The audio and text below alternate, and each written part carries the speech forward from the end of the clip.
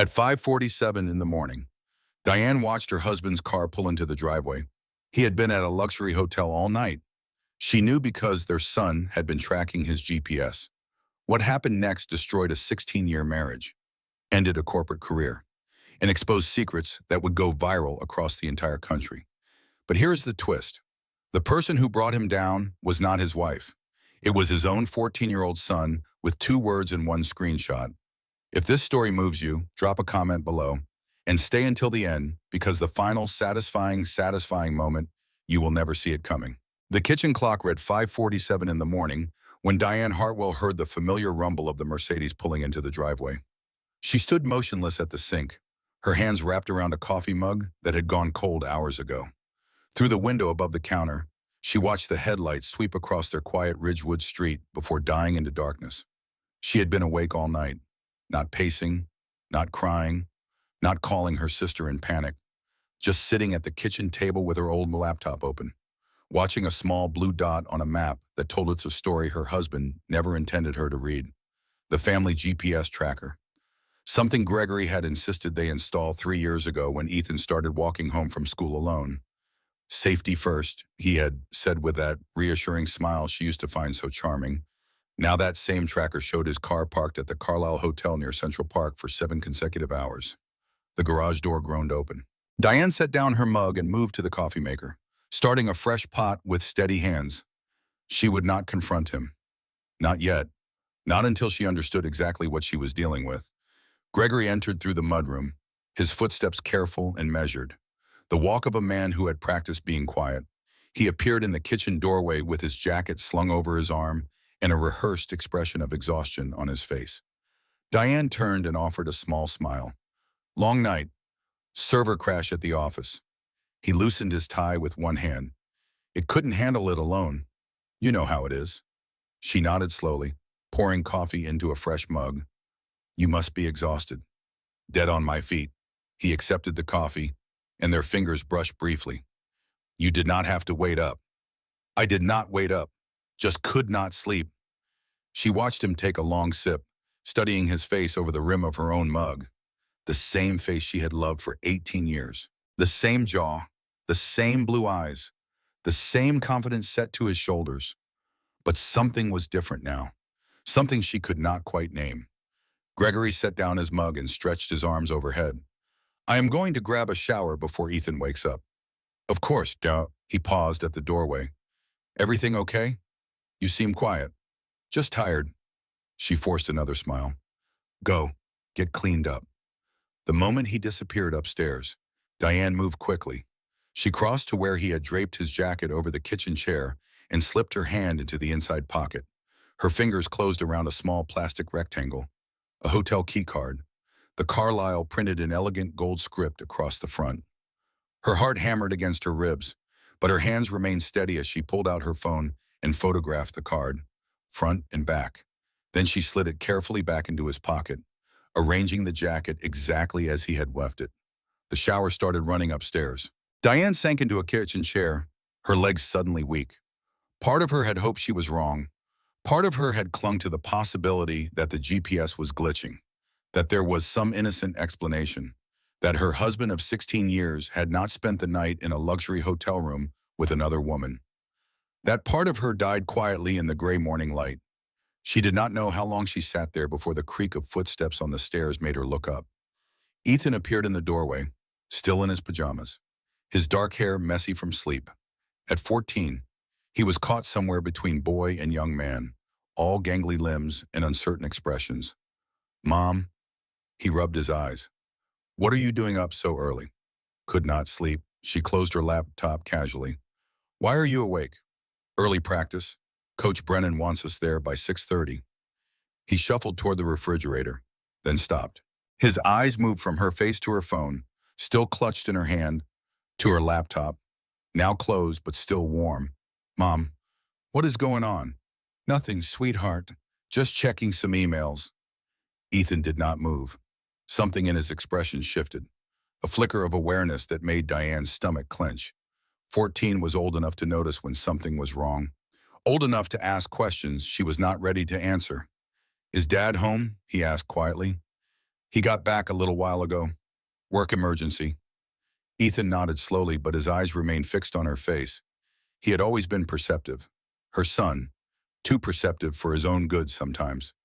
I should get ready for practice, he said finally. I will make you breakfast. I am not really hungry. He disappeared back upstairs, and Diane heard his bedroom door close with a soft click. She pressed her palms against her eyes, fighting the urge to scream. Everything was unraveling. She could feel it, the careful life she had built coming apart at the seams. But she was done being the naive wife, done accepting excuses and explanations that never quite made sense, done trusting a man who clearly did not deserve it. She opened her laptop again and typed into the search bar, "How to prove adultery in New Jersey divorce." The results loaded instantly, filling the screen with links and advice and warnings. Diane took a deep breath and began to read. Somewhere above her, the shower was still running, washing away whatever evidence Gregory thought he needed to hide. He had no idea his wife was already 3 steps ahead of him. 3 days passed before Diane made her first real move.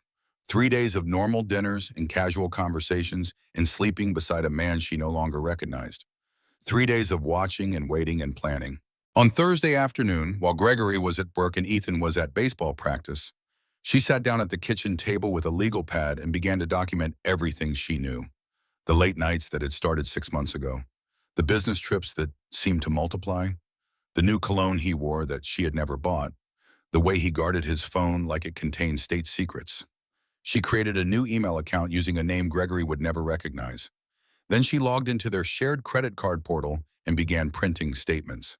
The charges told a story more damning than any confession.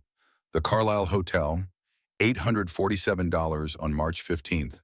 Tiffany and Company, $2,300 on February 20th. A restaurant called Mercer Kitchen, $312. Over and over, the same pattern. Expensive dinners, jewelry purchases, hotel rooms. Diane had never received any jewelry. She organized the statements chronologically, creating a timeline of betrayal that stretched back nearly 8 months. 8 months of lies. 8 months of her believing every excuse he offered. That evening, she tried one more time to give him an opening. They sat in the living room after dinner, Ethan upstairs doing homework, the house quiet around them. "Greg," she said softly, "I feel like we have been distant lately." He looked up from his phone, one eyebrow raised. "Distant? We never talk anymore." "Not really." She leaned forward, searching his face for any sign of guilt or remorse. "Is everything okay with us?" Gregory sighed and set down his phone. "Diane, you are always tired. You are always worried about something." He shook his head slowly. "Maybe if you took better care of yourself, made more of an effort, you would not be so anxious all the time." The words hit her like a slap. She felt her cheeks flush, not with embarrassment, but with anger she had to fight to suppress. "I am not anxious," she said carefully. "I am concerned about our marriage." "There is nothing wrong with our marriage." He picked up his phone again, dismissing her. "You are overthinking things, like you always do." She stared at him for a long moment. This man she had married at 22. This man she had supported through job changes and setbacks and every struggle he claimed to face. He could not even look at her while he lied. "You are probably right," she said finally. "I am sorry for bothering you." She went upstairs to their bedroom and closed the door. Then she pulled out her phone and called her sister. Christine picked up on the second ring. What is wrong? I need your help." Diane kept her voice low, aware that sounds carried in this house. "Something is going on with Gregory, and I need someone who knows how to find the truth." Christine was silent for a moment. She worked as a forensic accountant, spent her days tracking financial fraud and hidden assets.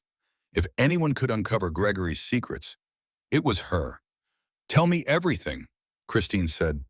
Diane talked for 20 minutes, laying out the evidence she had gathered, the GPS tracking, the credit card charges, the hotel key card, all of it. Christine listened without interrupting, and when Diane finished, the silence stretched between them. Christine said finally, "I have seen this pattern before. Men like Gregory, they do not just have one affair. They have systems. They plan. They hide money." "What are you saying?" I am saying we need to look deeper. Financial records, secondary accounts, anything he might be hiding. Christine paused. Let me run some numbers. Give me a few days. Christine, what if I am wrong? What if there is some explanation? Then we will find that too. Her sister's voice was gentle but firm. But Diane, trust your instincts. You would not have called me if you really believed you were wrong. After they hung up, Diane sat on the edge of her bed, staring at the wall, somewhere downstairs. Gregory was watching television, completely unaware that his carefully constructed double life was about to collapse. A soft knock made her jump. Ethan pushed open the door, his backpack slung over one shoulder. Mom, I am heading to bed. Okay, sweetheart, how was homework? He shrugged, but his eyes searched her face with that same unsettling perceptiveness. Are you and Dad fighting? No, honey, just talking. You do not seem like you are just talking. He shifted his weight. You seem some. Diane forced a smile. I am fine, really. Go get some sleep. He hesitated in the doorway. Mom, if something was wrong, you would tell me, right? Of course I would. It was the first time she could remember lying to her son. The next morning, Christine called back. Her voice was tight with something that sounded like controlled anger. Diane, I found something. He has been moving money. A lot of money. And there is an apartment in Brooklyn. Lease is in his name only. Diane's stomach dropped. He has an apartment. For the past 4 months. This is not just an affair. He is building a separate life. The drive to Brooklyn felt like traveling to another planet.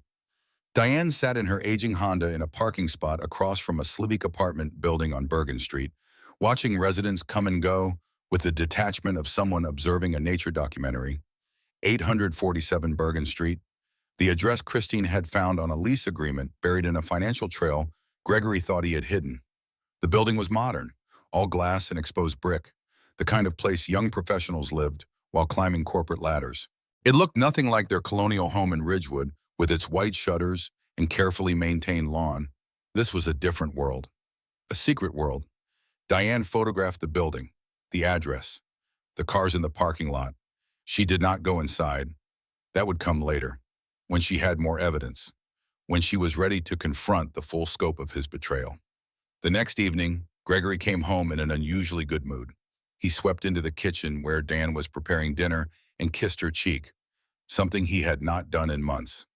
Great news, he announced, pouring himself a glass of wine. I am up for the regional director position. Callaway practically guaranteed it. That is wonderful, Diane said, keeping her voice neutral. We should celebrate. Maybe take that trip to the Bahamas you have been wanting. She turned to face him, searching for any crack in his performance. But Gregory was a master of surfaces. He smiled at her with perfect sincerity. This man who had a secret apartment and a mistress and over $100,000 hidden in offshore accounts. Ethan, Gregory called upstairs. Come down. Family dinner. Ethan appeared reluctantly, taking his usual seat at the table. The three of them ate together, passing dishes and making small talk about school and baseball and Gregory's potential promotion. It felt almost normal, almost like the family they used to be. But Diane caught Ethan watching her throughout the meal, his eyes flicking between her practiced smile and Gregory's expansive gestures. Her son knew something was wrong. She could see it in the tension of his shoulders. After dinner, Gregory retreated to his home office to answer emails.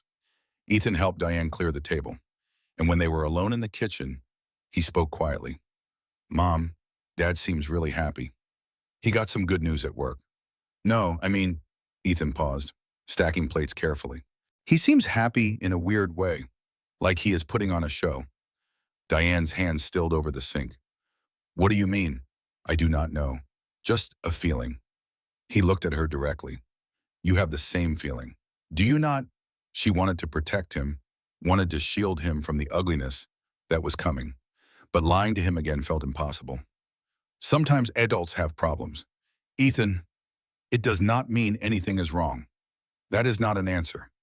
Before she could respond, Ethan shook his head and walked away, leaving her alone with soapy water and a heart that felt too heavy to carry.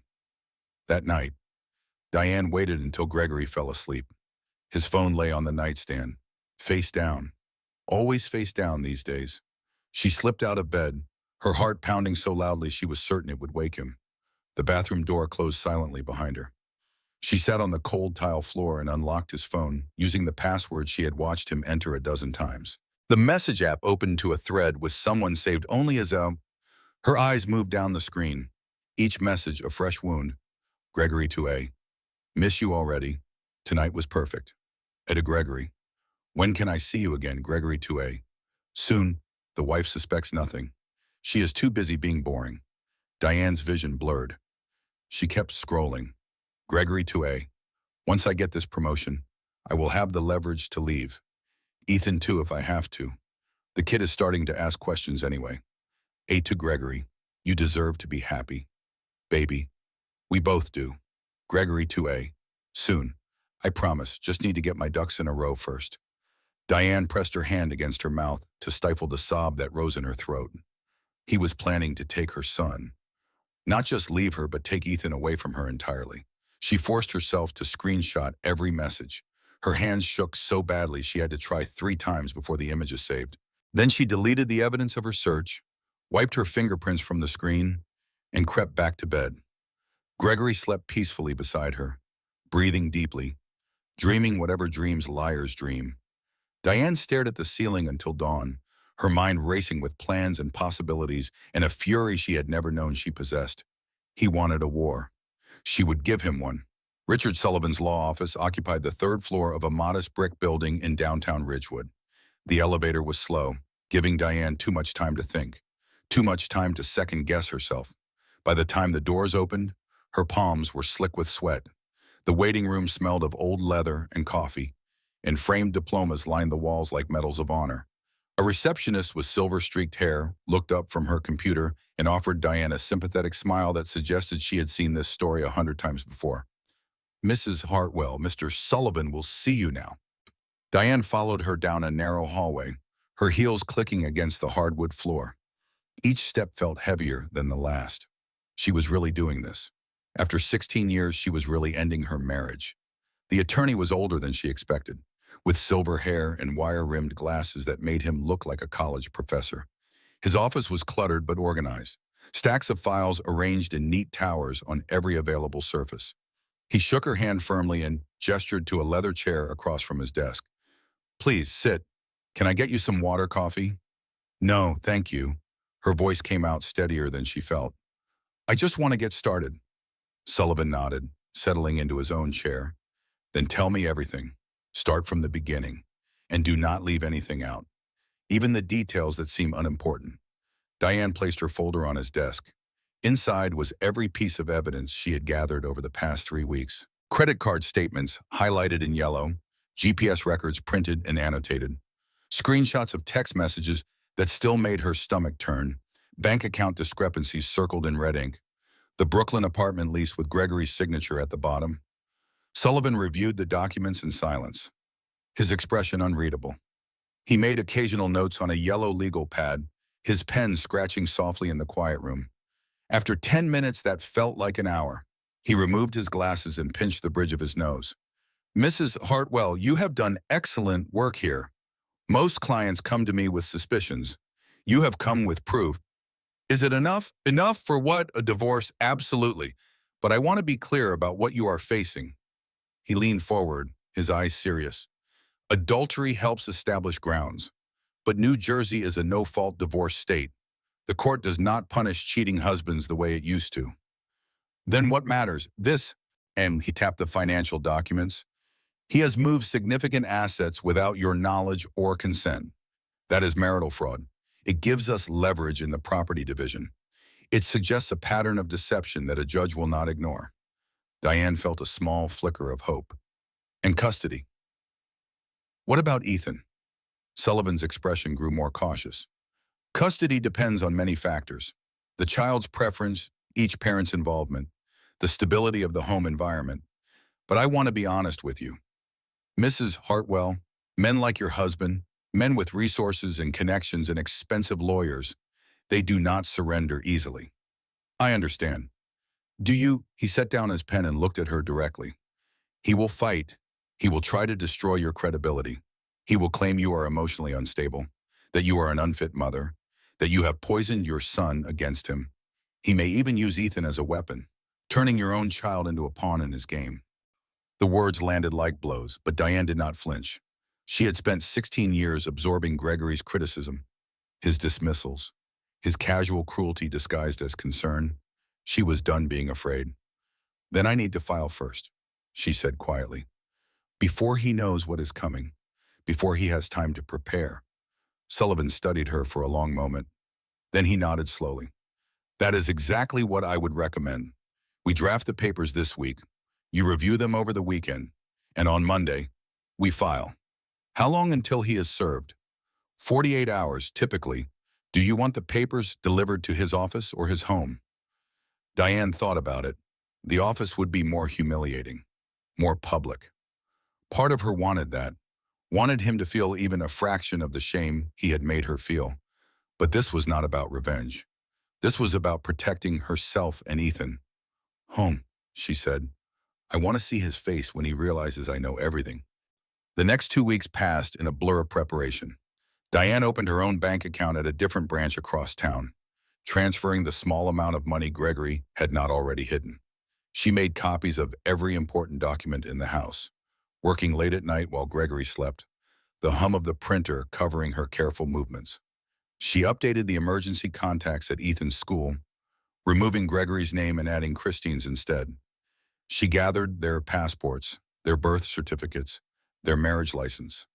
She documented everything, building a paper trail that would protect her when the storm finally broke. She did not tell Ethan. Not yet. He was still struggling to reconcile the father he had idolized with the man he was beginning to suspect. He did not need to carry this burden before absolutely necessary. On a Tuesday afternoon in late April, Diane sat in Sullivan's office and signed the papers that would end her marriage. The pen felt impossibly heavy in her hand. 16 years of memories, of promises, of a life she had believed in.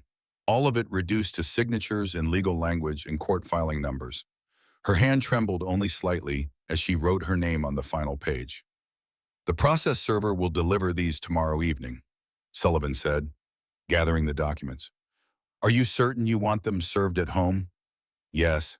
She met his eyes without wavering. "I need to be there."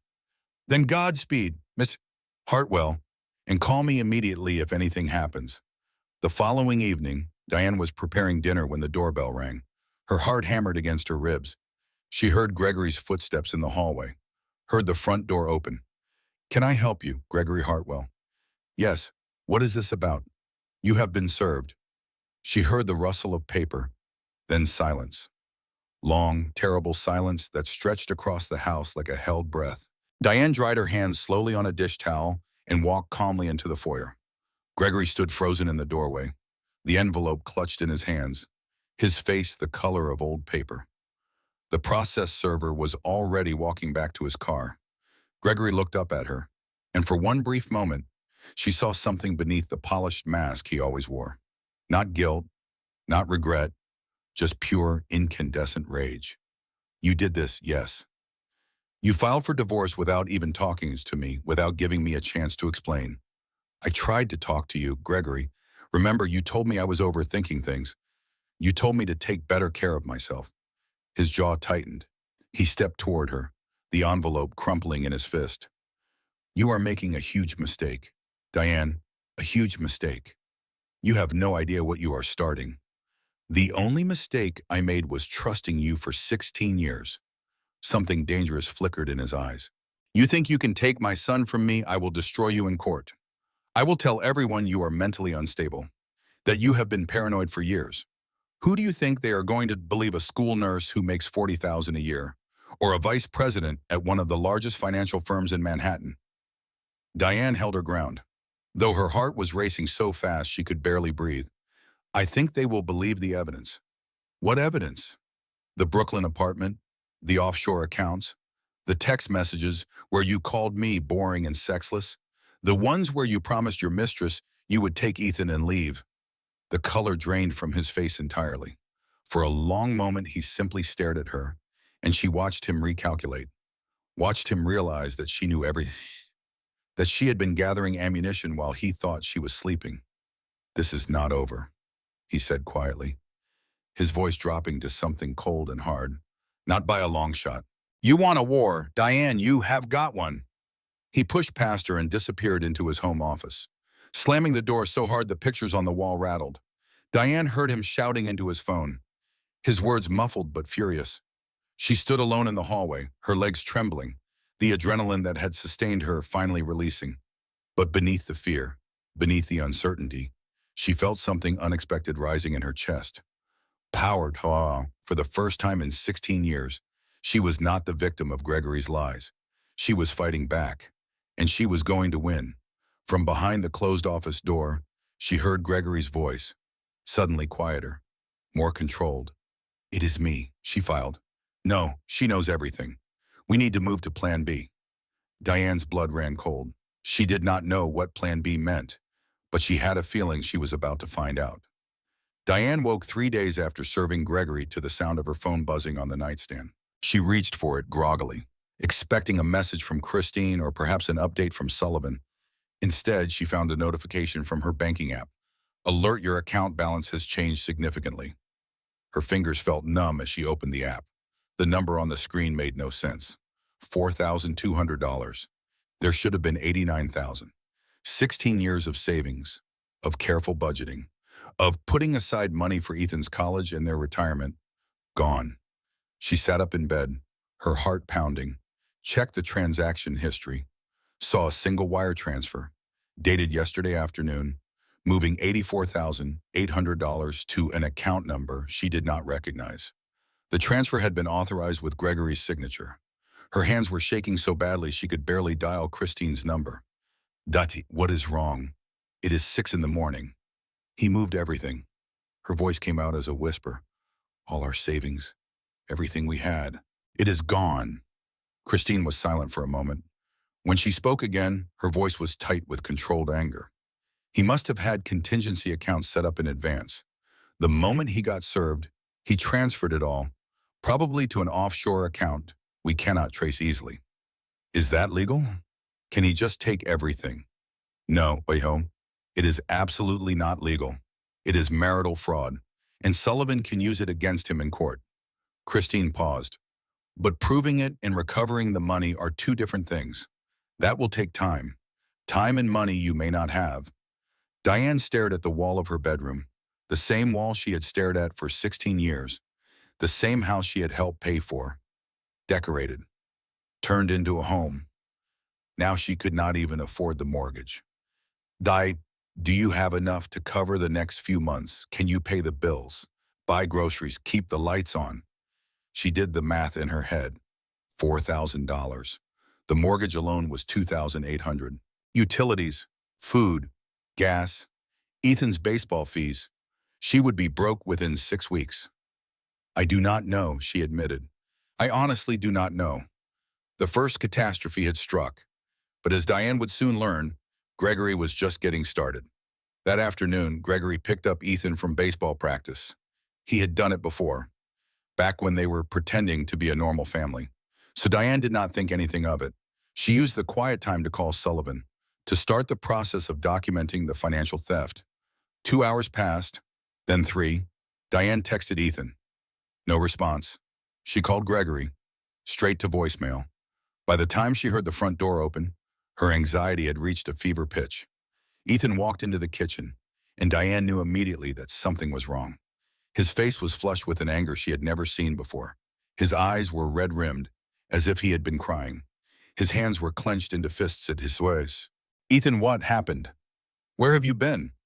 He spun to face her, and the look in his eyes made her take a step back. Is it true, or are you trying to destroy our family? What? No, sweetheart. What did your father tell you? He said you are making things up.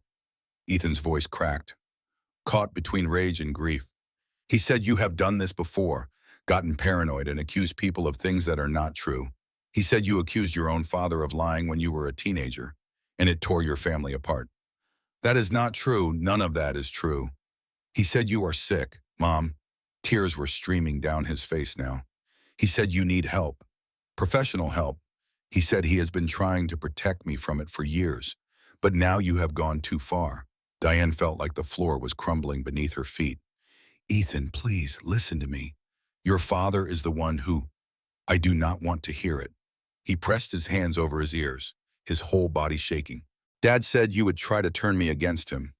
He said you would lie, that you would make up stories, that you would do anything to win. I am not lying. I have proof. I can show you the bank statements, the GPS records, the text messages. Stop. The word came out as a scream. Just stop. I cannot do this anymore. He turned and ran up the stairs, his footsteps thundering through the house. His bedroom door slammed with a force that rattled the windows. Diane stood alone in the kitchen, her legs unable to support her. She sank into a chair, her whole body trembling.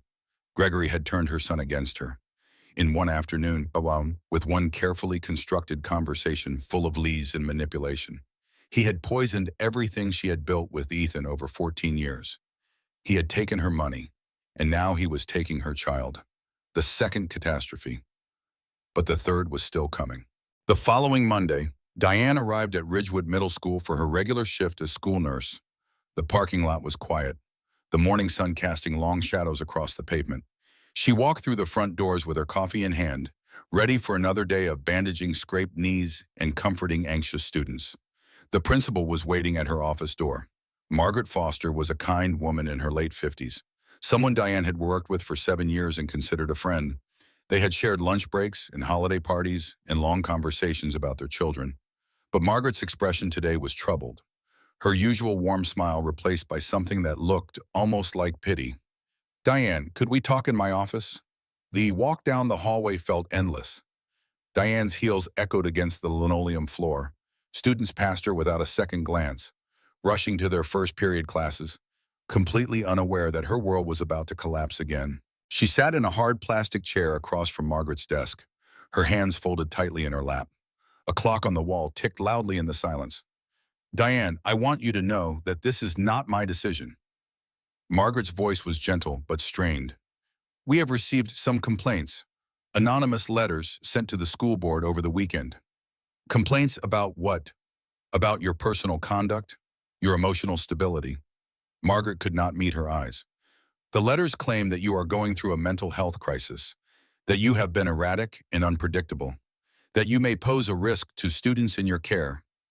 That is absurd. Diane felt heat rising in her cheeks. I have a spotless record. 7 years without a single incident. You know me, Margaret. I do know you, and I want you to know that I do not believe any of it. Margaret sighed heavily. But the board is concerned about liability. Given your ongoing divorce proceedings, given the public nature of what has been happening with your family, they feel it would be best if you took a leave of absence. The words hit Diane like a physical blow. You are firing me, taking a leave with pay, for now. Margaret finally looked up, and there were tears in her eyes. Just until things settle down, until the divorce is finalized and the situation stabilizes. How long? Indefinitely. Diane stared at her. She knew exactly who had sent those letters. Gregory's firm, Mercer and Holt Financial, was one of the school district's largest corporate donors. They had sponsored the new science wing just last year.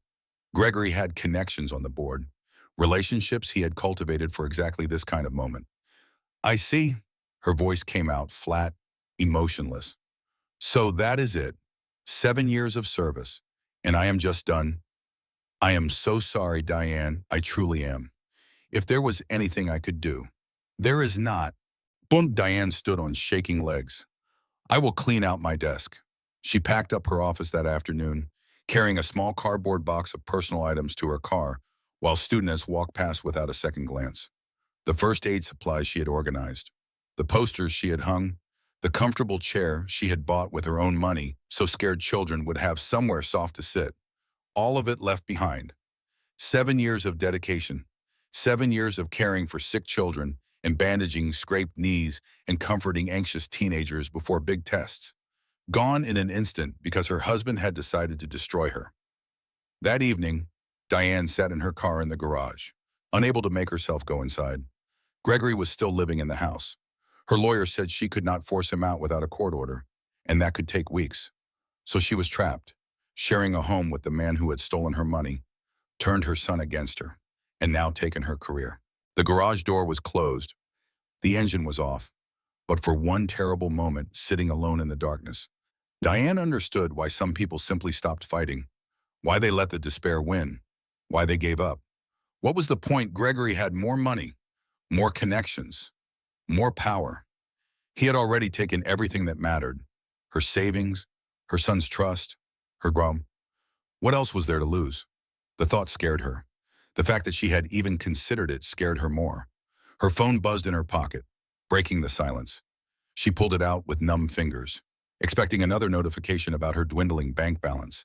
Instead, she saw a text from an unknown number. Mrs. Hartwell, my name is Amber. I think we need to talk. Your husband is not who you think he is, and I have proof. Diane stared at the screen, her heart pounding. Amber, the woman saved as A in Gregory's phone, the mistress, the other woman. For a long moment, she did not move, did not breathe. Then, slowly, she typed her response, and when and where the reply came instantly. Tomorrow, 2 o'clock, the Bluebird Diner in Newark. Come alone. Diane looked up at the closed garage door. Beyond it was a house full of lies. A husband who wanted to destroy her. A son who would not speak to her. But somewhere out there was a woman who might hold the key to everything. She was not giving up. Not yet. Not ever. The diner Amber Sinclair had chosen was a small place in Newark, far from both Ridgewood and Manhattan. The kind of anonymous establishment where nobody asked questions. Diane arrived 15 minutes early and sat in a booth near the back, her coffee growing cold as she waited. She did not know what to expect. Part of her wanted to confront this woman, to demand answers, to unleash all the rage she had been suppressing for weeks. But a deeper part understood that anger would not help her now. Only information would. Amber walked in at exactly 2 o'clock. She was younger than Diane had imagined, mid-20s at most, with carefully styled blonde hair and nervous eyes that scanned the room before landing on the only other woman sitting alone. She slid into the booth across from Diane. For a long moment, neither spoke.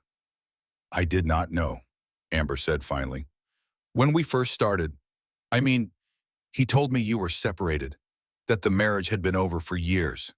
And you believed him. Yes. Amber's voice was barely a whisper. He was so convincing. He said you were emotionally abusive, that you had alienated him from his son. She looked down at her hands. I know how stupid that sounds now. Diane studied the younger woman. She had expected to hate her, but sitting across from Amber, all she saw was another victim of Gregory's manipulation. When did you realize he was lying? About 3 weeks ago. He promised me a promotion at work, said he had been advocating for me for months. Amber laughed bitterly. The promotion went to someone else, a man with half my qualifications. When I confronted Gregory, he told me to be patient, that I needed to be more understanding. That sounds like him. Then he got served with divorce papers, and everything changed. Amber pulled out her phone, bundling. He started blaming me, said I was pressuring him, that I had forced him into this situation. Last week, he called me at 2 in the morning, screaming that I had ruined his life. Diane felt a cold satisfaction spread through her chest. The mask was slipping. Gregory was losing control. Why did you reach out to me? Amber hesitated. Then she handed Diane her phone, the screen displaying a series of text messages. These are the conversations that we had over the past 8 months. I saved everything. She scrolled down. Look at this one. From February? Diane read the message. Gregory had written taking client out for dinner at Mercer Kitchen, filing the expense report now. Tell me if you want anything special ordered. He was charging our dates to the company, Amber explained. Calling them client meetings. He must have done it dozens of times. Diane's heart rate quickened. This is expense fraud. I know. I did not realize it at first. But when he got suspended after your son's post went viral, HR started asking questions. They subpoenaed my messages. Amber's voice broke. I could lose my career over this. I could face criminal charges because I trusted him. Then help me. Diane leaned forward. Give me everything you have. Every message, every receipt, every lie he told. Help me prove what he really is. Amber's eyes were wet. Why would you want my help? I helped destroy your marriage. My marriage was destroyed a long time ago. I just did not know it. Diane held out her hand. You made mistakes. So did I.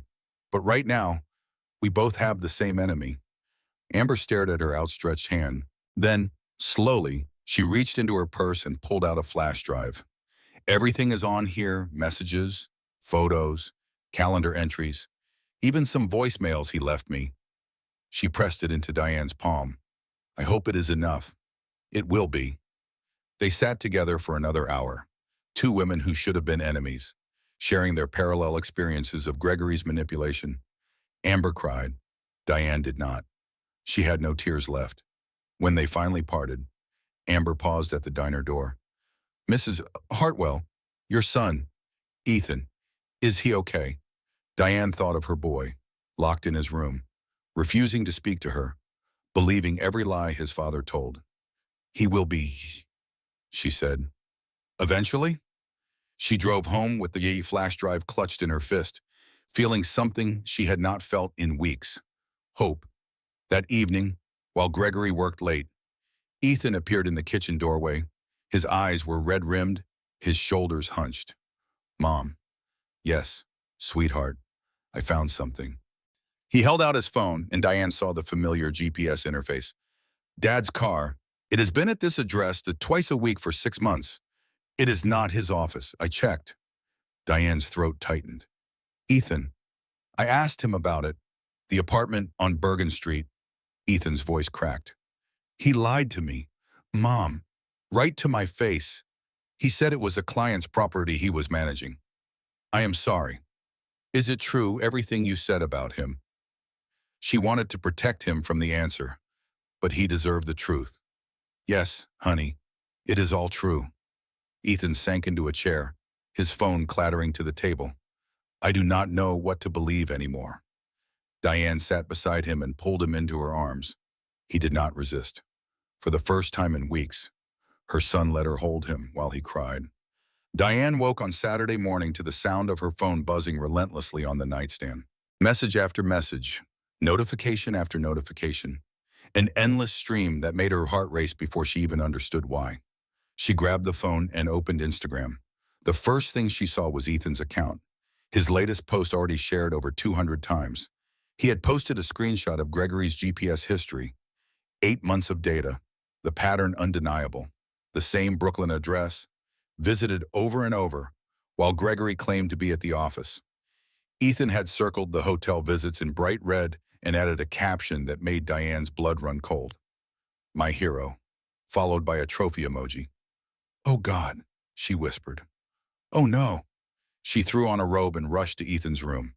He was sitting on his bed, phone in hand, watching the numbers climb with an expression caught somewhere between triumph and terror.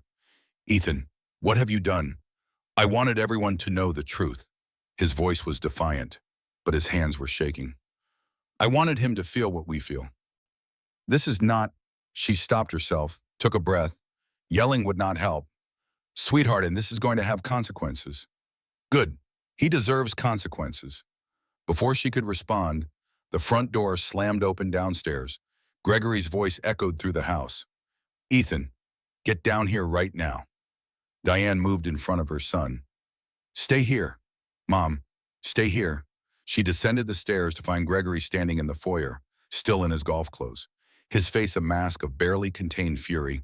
His phone was clutched in his fist. Did you put him up to this? I did not know anything about it until 5 minutes ago. Liar. He stepped toward her. Do you have any idea what you have done? My colleagues have seen this.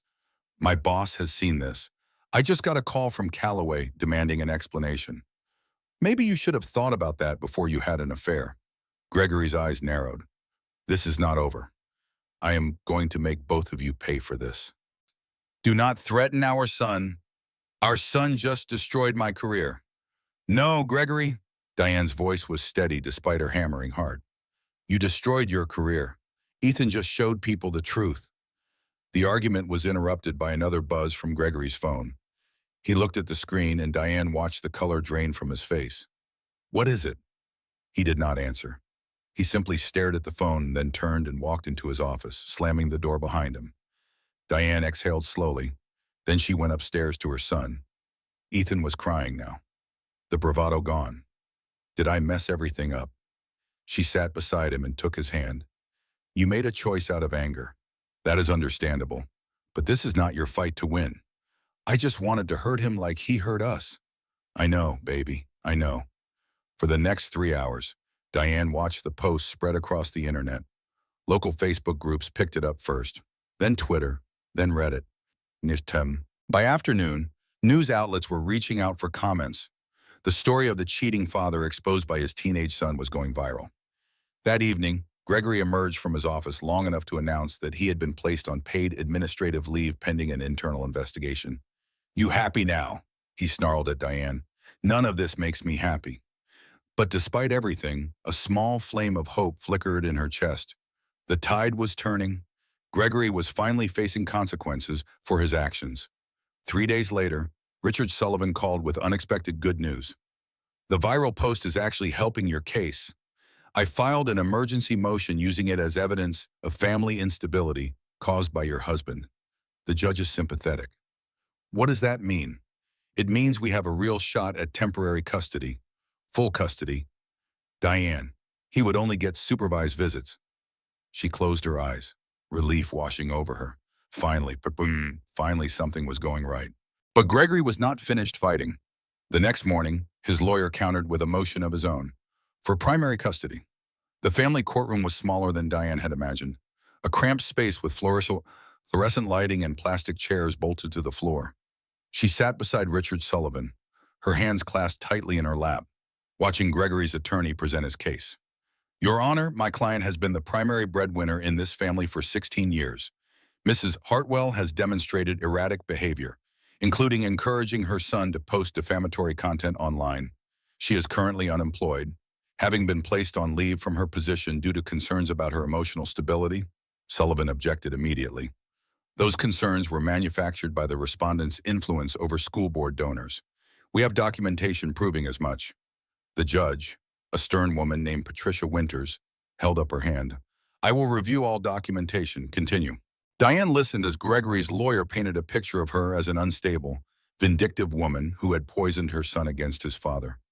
Every word was a knife, every accusation another wound. She wanted to scream that none of it was true, but Sullivan had warned her to remain silent, to trust the process. When it was Sullivan's turn, he presented Diane's evidence methodically. The financial fraud, the hidden accounts, the screenshots from Gregory's phone proving his intent to abandon both wife and child. Judge Winters reviewed everything with a neutral expression that gave nothing away.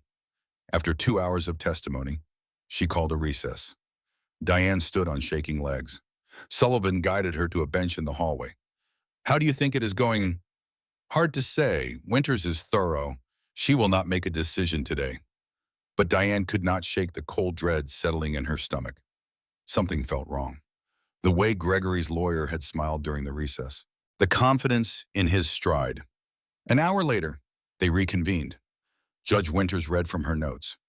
This court finds that both parties have presented compelling arguments. However, given the circumstances, including Mrs. Hartwell's current unemployment and questions regarding her emotional state, the court grants temporary primary custody to Mr. Hartwell. The words hit Diane like a physical blow. She heard Sullivan objecting, heard Gregory's lawyer thanking the judge, but it all sounded distant, muffled, like she was underwater.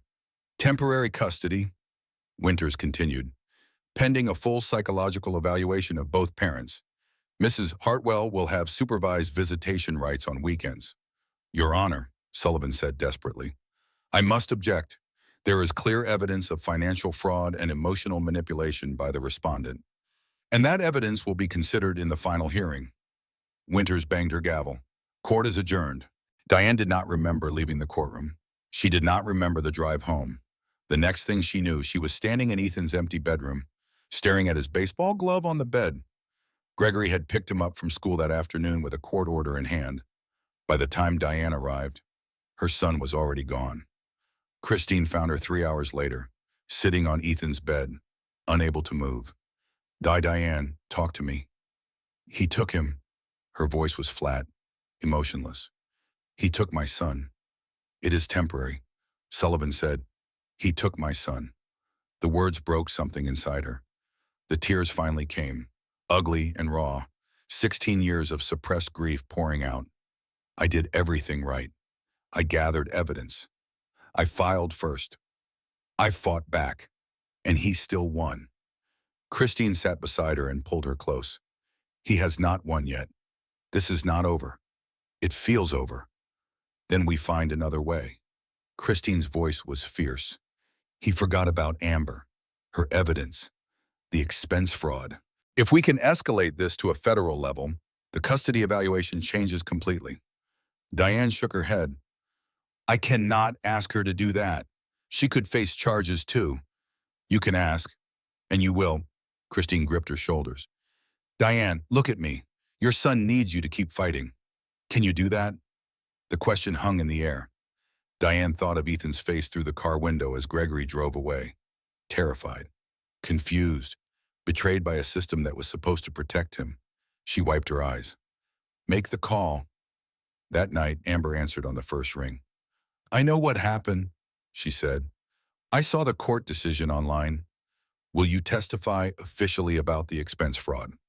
Silence stretched between them. Diane could hear Amber breathing, could almost feel her weighing the bond. If I do this, Amber said slowly, my career is over. I might face charges myself. I know. I am asking anyway. More silence. Then Amber spoke again. I will do it. But he can never know it was me who started this. Not until I am safely out. Agreed. Then yes. I am in. Whatever you need. Diane closed her eyes, and for the first time since losing custody, she felt something other than despair. The war was not over. Not yet. Christine worked for 3 days straight, compiling every piece of evidence Amber had provided into a formal complaint. The expense fraud was substantial. Over $40,000 in fraudulent reimbursements over 8 months, all documented with receipts and corresponding personal messages. This is not just grounds for termination, Christine explained to Diane. This is federal wire fraud, securities violations. The SEC will have to investigate. How long will that take? The investigation could take months, but the moment it is filed, everything changes. No judge grants custody to someone under federal scrutiny. The complaint was submitted on a Tuesday morning. Christine sent copies to both the SEC whistleblower program and Mercer and Holt's HR department simultaneously. There would be no burying this, no quiet settlement. The dominoes were about to fall. Gregory's call came that same afternoon. What the hell did you do? Diane stood in her kitchen, phone pressed to her ear. I do not know what you mean. Do not play games with me. Someone filed a complaint with the SEC. Someone at my own company provided internal documents. His voice was shaking with rage. Was it you? I have never met anyone at your company, Gregory. Then who? He stopped. She could almost hear the realization clicking into place. Amber, that stupid little... I have to go now. Goodbye, Gregory. She hung up before he could respond. 2 days later, Richard Sullivan called with news that made Diane sink into a chair with relief. Callaway fired him this morning. Terminated for cause. No severance. Already, the SEC inquiry gave them cover. They were already embarrassed by the viral post. This gave them an excuse to cut ties completely. What about custody? I have already filed an emergency motion based on Gregory's change in circumstances. Unemployed, under federal investigation, history of deception. No judge is going to leave a child with him now. The hearing was scheduled for the following Monday. Diane spent the weekend pacing, unable to eat, unable to sleep. Christine stayed with her, making tea that went cold and promising over and over that everything would be fine. On Monday morning, Diane returned to the same courtroom where she had lost her son. Gregory sat across from her, looking like a man who had aged 10 years in 2 weeks. His expensive suit hung loose on his frame. His eyes were hollow. Judge Patricia Winters reviewed the new evidence with the same neutral expression as before. But when she looked up, Diane saw something that had not been there last time. Sympathy. Mr. Hartwell, the judge said, the circumstances of this case have changed dramatically since our last hearing. You are now unemployed, under federal investigation for fraud, and have demonstrated a pattern of deception regarding both your marriage and your professional conduct. Gregory's lawyer tried to object. Your Honor, These are unproven allegations. They are allegations supported by substantial documentary evidence. Winters cut him off. Given the totality of circumstances, this court grants full temporary custody to Miss Hartwell. Diane's breath caught. She gripped Sullivan's arm, afraid she had misheard. Mr. Hartwell will have weekly supervised visitation. Winters continued, until such time as he can demonstrate fitness to resume unsupervised contact with his son, court is adjourned. The gavel fell. Diane burst into tears. 2 hours later, she pulled into the driveway of Gregory's rented apartment. Ethan was waiting on the steps, a duffel bag at his feet. The moment he saw her car, he ran. She caught him in her arms, holding him so tightly she could barely breathe. "I am so sorry," he sobbed against her shoulder. "I am so sorry, Mom." "You have nothing to be sorry for." I believed him. "I thought you were—" "Shh." She stroked his hair. "It is over now. You are coming home." As she helped him into the car, Diane glanced back at the apartment building. Gregory stood in the window, watching them.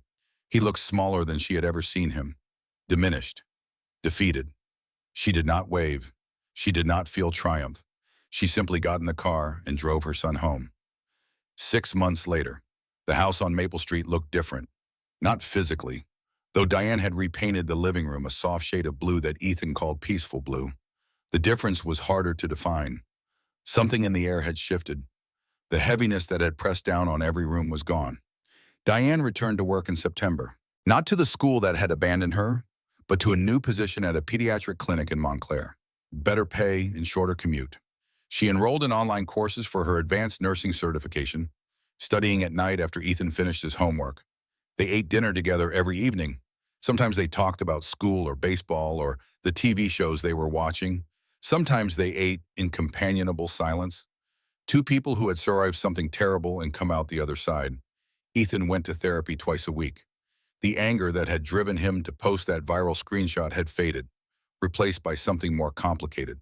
He was learning to hold two truths at once, that his father had hurt him deeply, and that he was allowed to mourn the relationship they might have had.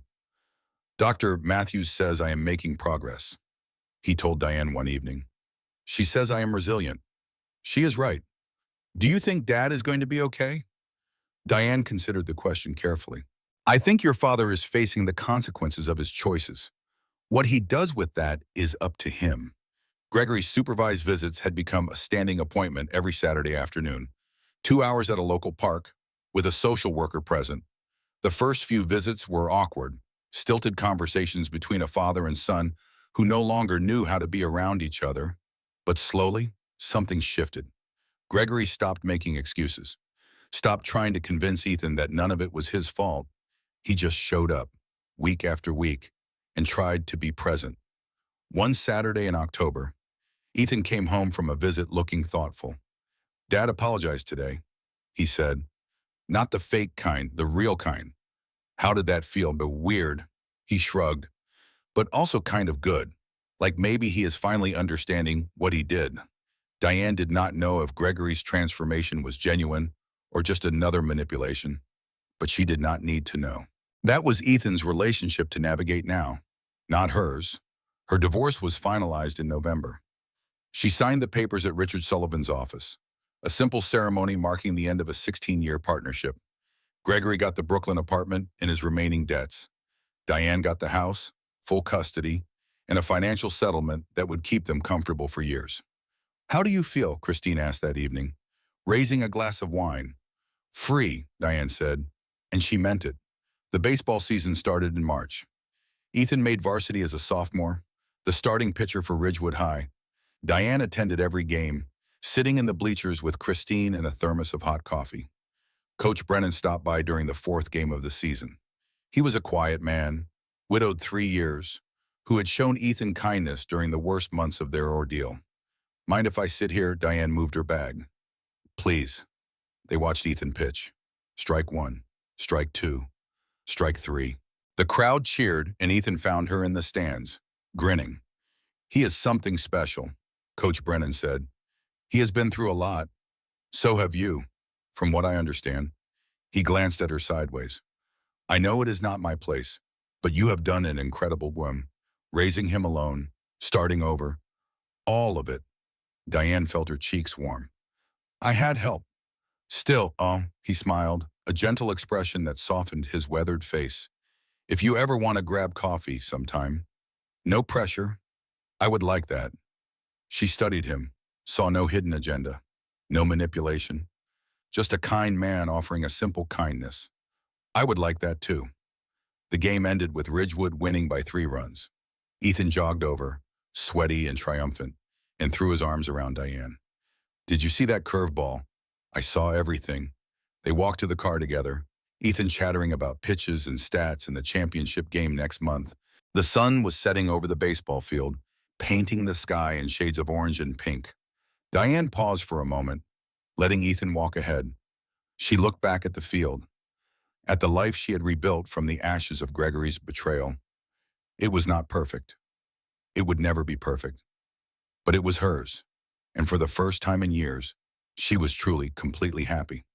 Not because someone had rescued her, not because karma had delivered poetic justice, but because she had fought for herself, protected her son, and refused to let a man who did not deserve her define her worth. That was the real victory. That was what remained. And it was more than enough. The championship game fell on the first Saturday of May, 1 year almost to the day since Ethan had posted the screenshot that changed everything. Ridgewood High was down by 2 runs in the bottom of the 9th. Ethan stood on the mound, the weight of his team's hopes resting on his shoulders. Diane watched from the bleachers, her heart in her throat. Christine sat beside her, clutching a homemade sign that read Ethan #1 in sparkly letters. Coach Brennan stood near the dugout, arms crossed, his expression tense but confident. And in the far corner of the bleachers, sitting alone, was Gregory. He had asked permission to come. It was the first time he had attended one of Ethan's games since the divorce. Diane had hesitated, then agreed. Ethan deserved to have both parents witness his triumph. Strike 1. The crowd held its breath. Strike 2. Christine grabbed Diane's arm. The batter swung at the 3rd pitch. The bat connected with a crack that echoed across the field. And for one terrible moment, Diane thought everything was lost. But Ethan's teammate snatched the ball out of the air. The final out. The game was over. Ridgewood had won. The crowd erupted. Players poured onto the field, surrounding Ethan, lifting him onto their shoulders. Diane was crying and laughing at the same time, Christine screaming beside her. The whole world reduced to this single perfect moment. Later, after the trophy presentation and the team photos and the tearful congratulations, Ethan found Diane near the parking lot. Mom, his voice was hoarse from cheering. Thank you. For what? For everything. He pulled her into a hug.